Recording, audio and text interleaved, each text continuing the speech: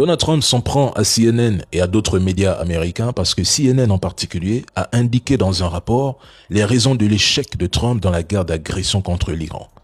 Le rapport évoque plusieurs facteurs: l'absence de victoire rapide, la crise persistante autour du détroit d'Ormuz, l'émergence d'un nouveau guide suprême iranien, les divergences d'objectifs entre les États-Unis et l'entité, la hausse du prix de l'essence aux États-Unis, la non-réalisation complète des objectifs liés au programme nucléaire iranien, ainsi que l'incapacité de l'administration Trump à imposer un récit clair de victoire. Trump a perdu le contrôle de cette guerre. Il s'est gravement trompé dans son évaluation de la capacité de l'Iran à riposter.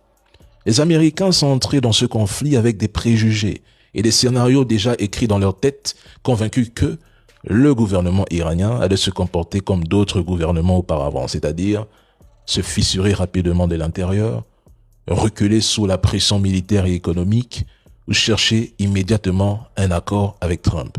Ils n'ont pas compris que l'Iran ne joue pas selon leurs règles. L'Iran ne cherche pas à gagner une guerre conventionnelle contre les États-Unis. Sa stratégie repose depuis des années sur une guerre asymétrique.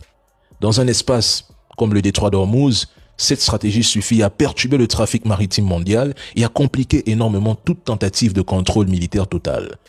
Washington pensait que des frappes massives suffiraient à briser la capacité de résistance, de résilience iranienne. Or, même après de lourdes pertes matérielles, l'Iran conserve encore des moyens de nuisance suffisants pour maintenir une pression permanente sur le détroit d'Ormuz et sur le commerce maritime mondial. Les États-Unis et leurs alliés ont peut-être la capacité de frapper fort l'Iran. Mais l'Iran a choisi un type de guerre où la victoire ne se mesure pas par la destruction de l'adversaire, mais par sa capacité à lui rendre la situation ingérable. Et c'est précisément ce qui semble être en train de se produire.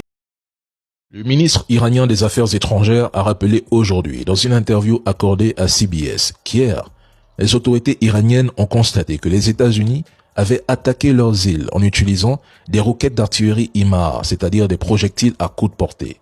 D'après lui, ces frappes ont été menées en utilisant le territoire de pays voisins.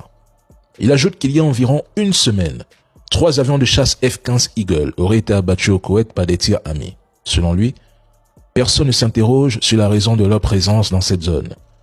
Il soutient que ces appareils utilisaient le Koweït ainsi que l'espace aérien d'un pays voisin, pourtant considéré comme ami, comme plateforme pour mener des attaques d'agression contre l'Iran.